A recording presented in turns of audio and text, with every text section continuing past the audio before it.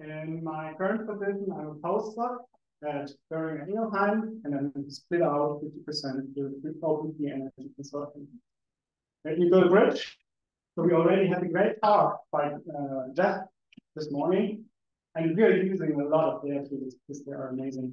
We're using for our pipeline here. And I will give a bit more on an application focus talk on the whole matter of the energy calculation. Another thing is we use the aggregate algorithm. And let me start now with the, let's see, my clicker wants me to start.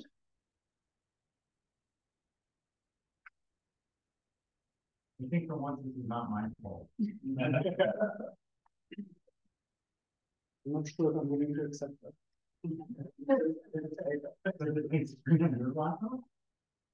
But it's not my fault. Okay, what about the clicker? So the great news is OpenFE now this is a big milestone which we achieved after 2.5 years, and this means we have our first stable free energy there, and that's pretty cool. This happened this year. So if you want to use free energy calculations anywhere, please go ahead and check out our GitHub page. We have a huge amount of tutorials and also the code is here.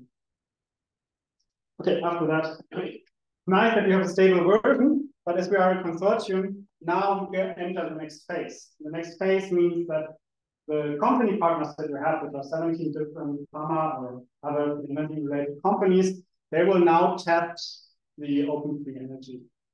And their testing will be very important because this will give you an approximate benchmark on what you can actually do with open free energy and what to expect. And this is currently ongoing. So right now we are approximately here. And we will write and publish a manuscript about how the benchmark. So stay tuned for that. And also the benchmark itself is publicly available. So anything that we do there will be publicly on this GitHub.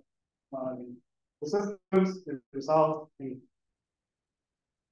But now, of course, the question is a bit, what are the pharma partners actually doing? That's always a very important question.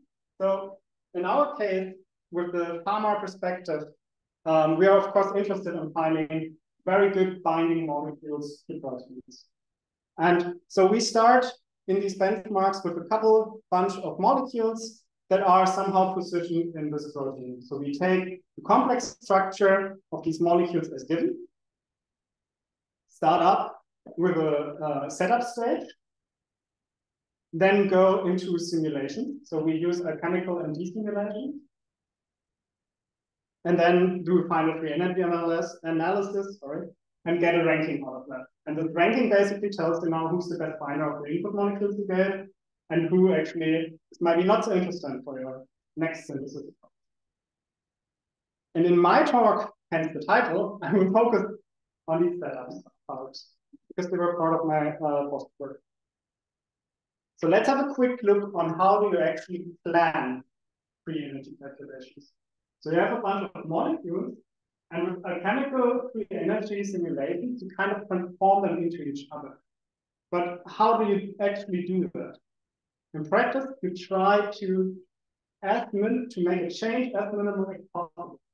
And therefore, you need to very carefully plan some kind of network, which is here, that helps you to make the simulations converge easily and not be thrown away. One very important part here is the connections between the different molecules in our approach can be represented as atom mappings. So what we try to find is substructures in those two molecules and describe them as an atom mapping. And in the next step, we will score those atom mappings. Do we have many new atoms in each of the different molecules? Rather than do we have very few new atoms, then probably a good score because the simulation likely will run. And this is the full planning process in the current stage. And now, of course, you can ask, okay, now we have to do a plan, but what will we do then? And then we kind of use this beautiful thermodynamic cycle, calculate the comparison between the two molecules that are connected by one of these arrows via this comparison. Oops, I clicked something. In this comparison. And this gives you the delta free energy between those two molecules, the direct comparison of the two molecules. How do we simulate that now? Let's imagine we have two molecules. Molecule A, here you have some methyl group, and down here you have a ring instead, which is actually already pretty much. Now we do a simulation of this state 0 and slowly transform it mechanically, so that's only a thing we can do in silico, to an intermediate state, for example, to 0.5, and then in the end to the other molecule. And each umbrella you see here is a simulation. So each umbrella actually takes a lot of time and does involve a lot of energy calculations. And from this path that we generated from molecule A to molecule B, in the end, we can infer the free energy difference. This is a very brief glimpse on how this kind of works. What I'm actually wanting to get at is, this is the core of what free energy does, open free energy, and we have multiple ways of how we can do that. So open free energy tries to be an environment that enables you to make these transformations that I just showed you. And for that, I mean, we know the academic field is large. There are many different approaches in many different contexts. And we try to give you an environment where you easily plug and play things into each other so that you can make these transformations happen. So just one example, what we do is now here in-house, we do some tool development. So Kartograf was a work by the OpenFE team, where I was also involved in. Then we also have contributions from different academic groups or consortia. So like OpenFE, for example, they helped us with Nagel out, or there's a non-equilibrium cycling, which was implemented by Ivan Pulido, which is currently in testing on the Codera lab. But also what we do is we maintain and validate the software that we write and that we provide. And many people are also involved there that are not part directly of OpenFE, like Megan Osato, which is in the Mobley group, or David Dodson and Ian Kenny from the teams. So picture OpenFE as a very large community trying to make these calculations as modular as possible so that we can develop them very quickly or can use them in a single workflow. And everyone tries kind of to work together in this larger scale. One very important detail is why does it actually work? The reason for why it works is Goofy. So Goofy, we can discuss the name over here. Goofy is our tool that makes things talk to each other. So this is a very simplistic GitHub repository that kind of speaks the language of OpenFE. And you can very easily plug in your code or your software into that. And here, this is an example, for example, with the atom mappers. And we have two realizations of that currently in the package. Actually, a third one is coming. And that's kind of how we can make it work with each other. Okay, so I already pointed out our goal is to build a community in the free energy world and to also transfer mechanical methods from academia to industry to our sponsors to make them available for them as workshops. If you are interested in more, Hannah Baumann gave an amazing talk on their chemistry workshop in Leiden. Can check that out on YouTube. Let's come back to the setup part that I mentioned earlier. So now we will dive into how do we actually generate these atoms. So I showed you very briefly on how you calculate one arrow, but I didn't show you on how we come up with these atom methods. One important thing to know is that in OpenFE, in the current version 1, we're mainly using the hypertopology setup, which involves, in the simulation, some kind of core for the molecules we want to compare with each other. And then we have diverging coordinates. So green here is shared, and the different colors are representing the different other end states. And in the simulation, of course, we simulate all these atoms, but they do differently contribute to how the simulation will proceed. And to find this, we developed this new tool called Kartograf, where we get input coordinates. These input coordinates, we calculate all the different distances between the atoms that we have in here. And in order to find maximal common substructure, of course, we're only interested in certain distances. So we can prune this very complex graph down to very sparse things. And now the final question here is, these atom overlays, they are very trivial to solve. Of course, there's only one solution. But now this one here, for example, is the first more complicated one, because here now we have two possibilities, right?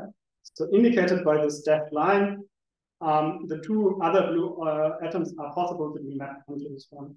And then there are more complex cases like this example here, where you have now changed possibility of selection. Kartograf solves this problem with a linear sum assignment. So it finds the optimal distance-based solution to this problem up here. And then gives you something which we consider a raw mapping. What do we consider raw here? Is basically we have unconnected parts of the mapping that do not talk with the largest portion of this here. And for simulation, in fact, maybe you have other atom mapping approaches where you could use this, but in our case, we don't want that because this gives real effects in the simulation. So we cut it down and end up now with this kind of atom mapping. And it's beautiful that I can show you that, but the question of course is why? Why are we doing this? And whoops, no. This is comparably to solving an MCS problem very large, even for very large molecules. So we can do that not only with small molecules, but we can also go into proteins and solve them in 2 seconds or something like that. Keep in mind, the assumption is all molecules are aligned.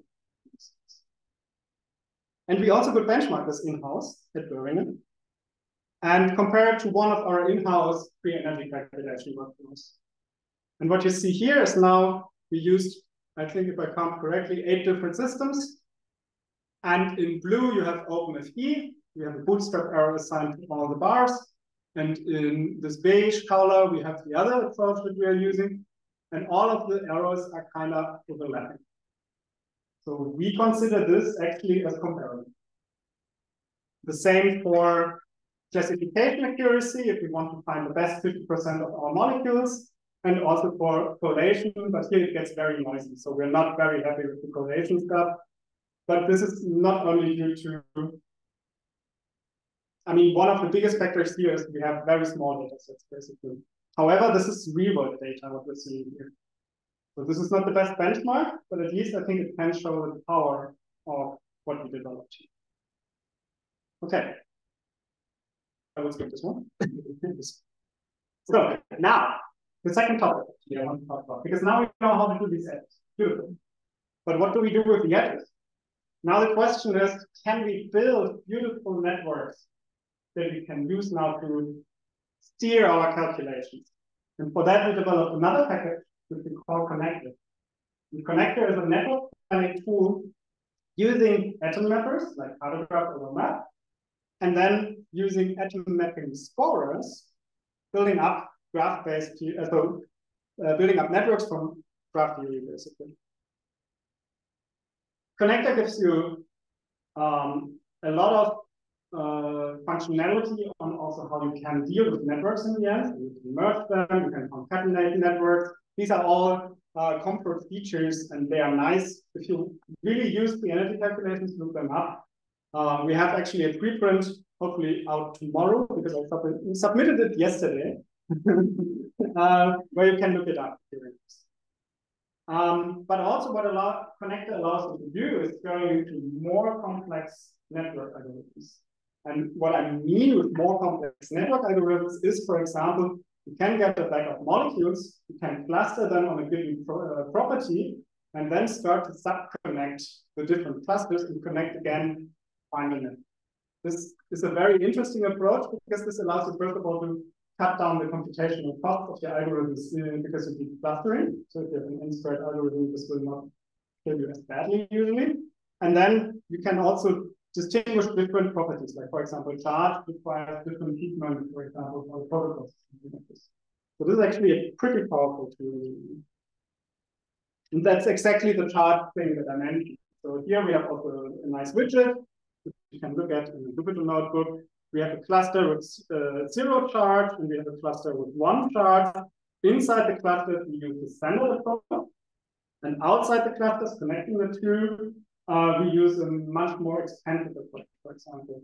And this is something we can now do with this connector. We also have a benchmark online.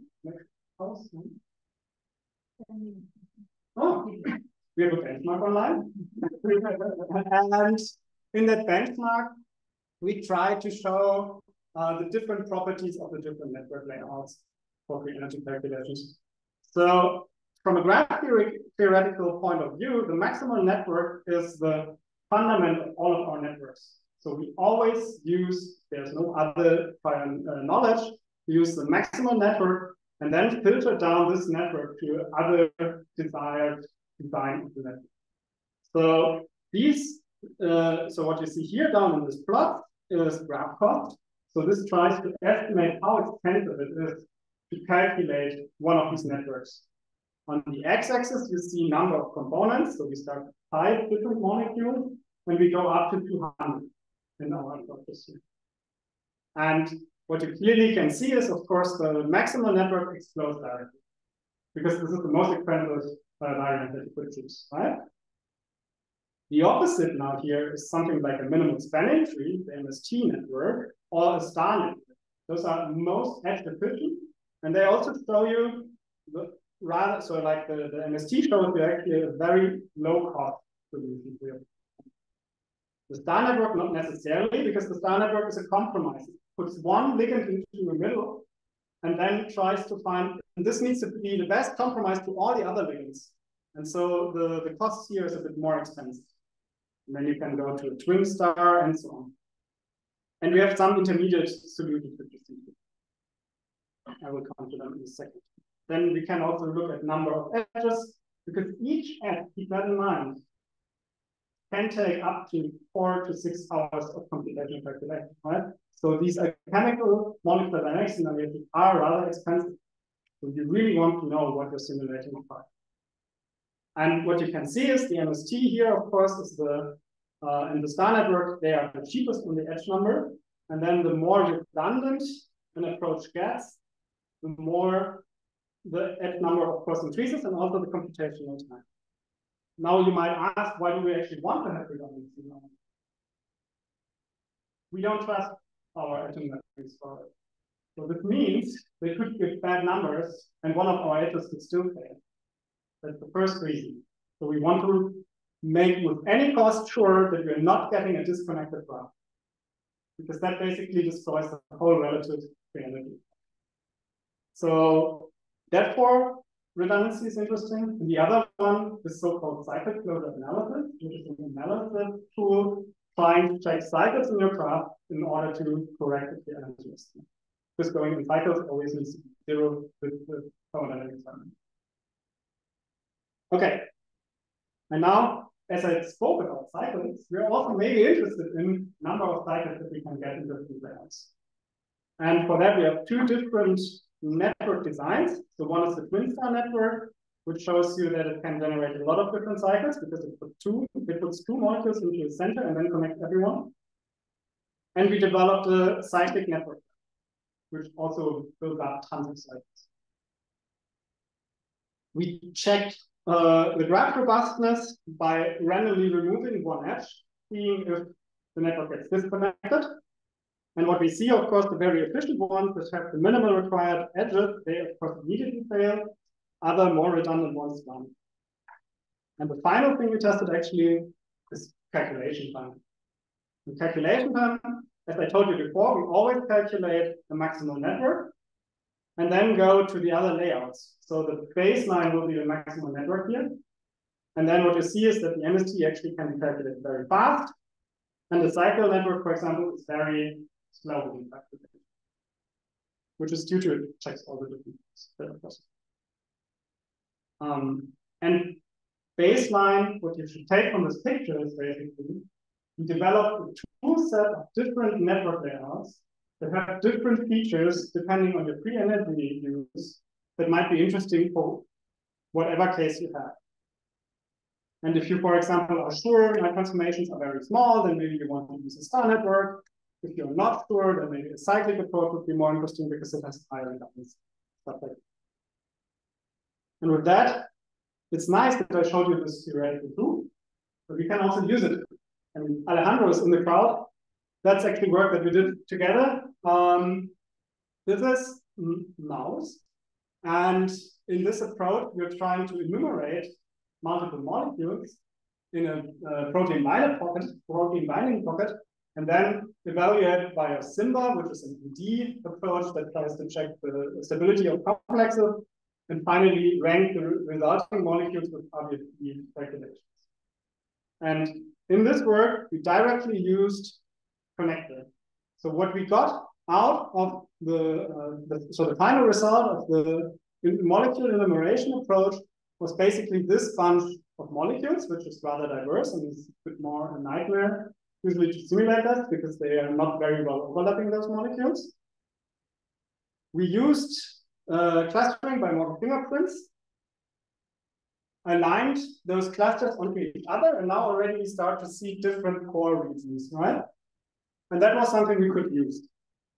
And with that, we started to build up subnetworks in those clusters, and we concatenated them finally together to get a free energy ranking of 92 molecules in this sense, where we could also just show you here the distribution of absolute binding free energy, and the red line is the estimate for the crystal structure that we got. So it's actually quite cool that we can see the workflow of ours is actually proposing few potential better molecules than what we see in the crystal structure.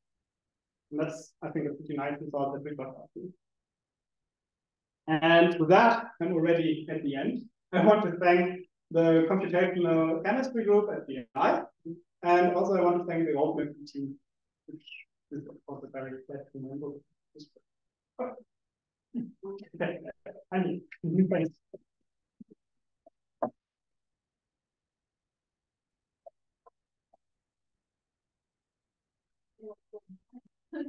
I'm sorry.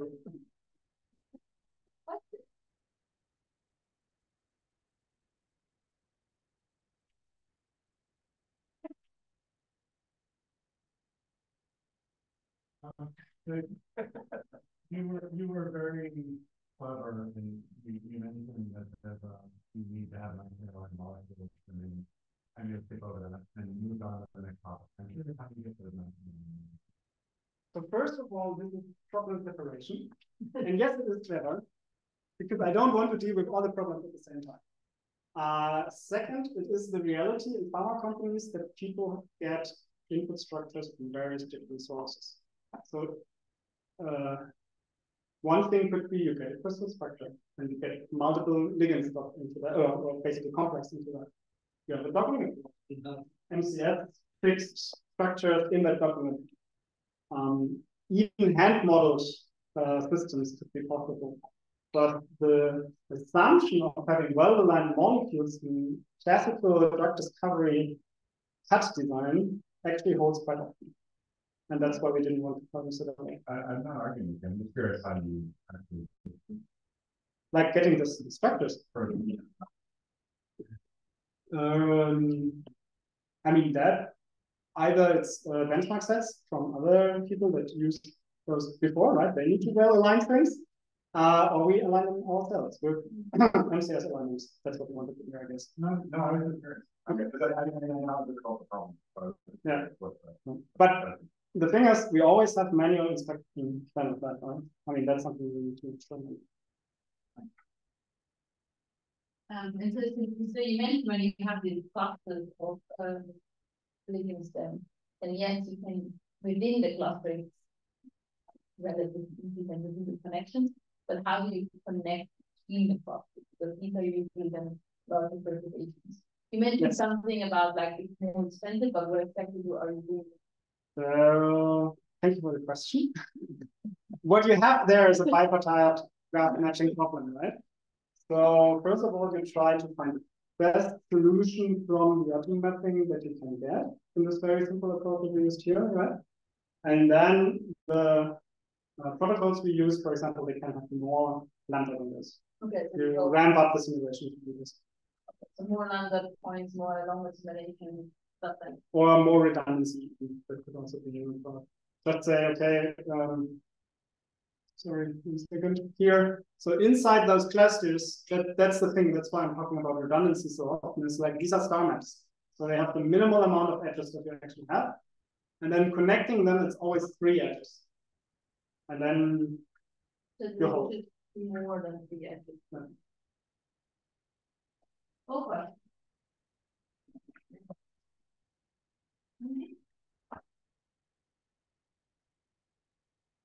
Thank you for the talk. So you told the connector that the different graphs would lead to like different scaling of how much, how much computational cost you would need to evaluate the energy. Did you try to measure like the accuracy that you would get? That would be a study I would love to do, but for that one puzzle piece is actually missing. So yet you cannot say that we build very good graphs because we still did not look into the applications. And that's the missing puzzle piece.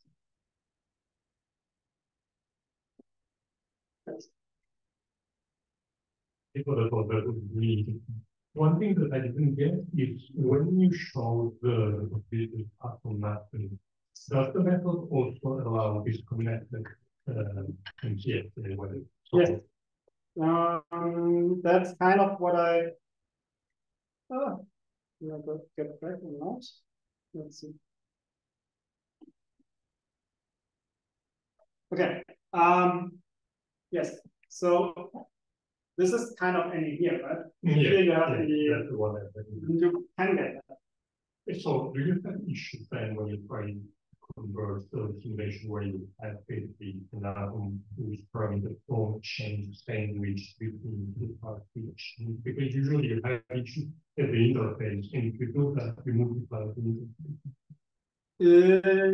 Yeah, and that's kind of why we don't want to do this, because like this is adding some kind of rigidity, right? Because like here we have a ring, and then there's an aliphatic change overlaying with that. And if you map those 2 atoms onto each other, they will kind of feel rigidity, and that's what we try to avoid. That's why we're cutting this down to this very largest point.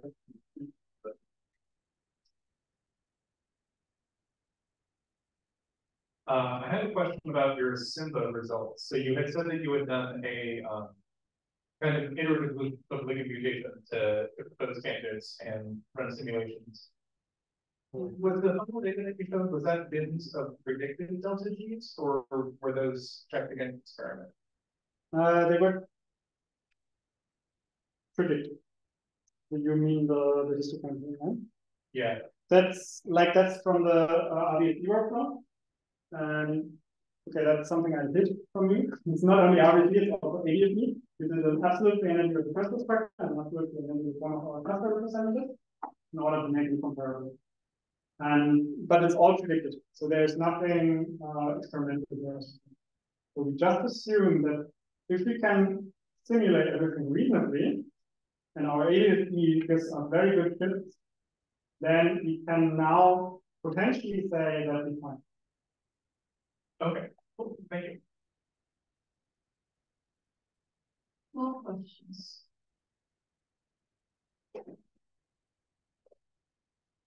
Thank you very much, did you check the allosteric rules comparing to your system? I mean, all about atom mapping is not solved, but it's known. Like this, so maybe it would be interesting for the market. Okay, maybe I'm not getting the allosteric part. Yeah, it's equivalent of oops. So normally they are equivalent to the pharma replacement. So if they are equivalent, they should have the same atom mapping. So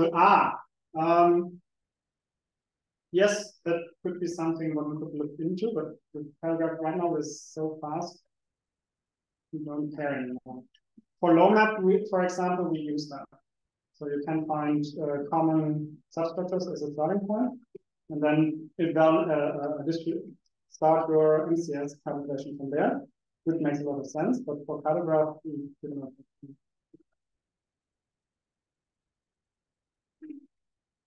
Okay,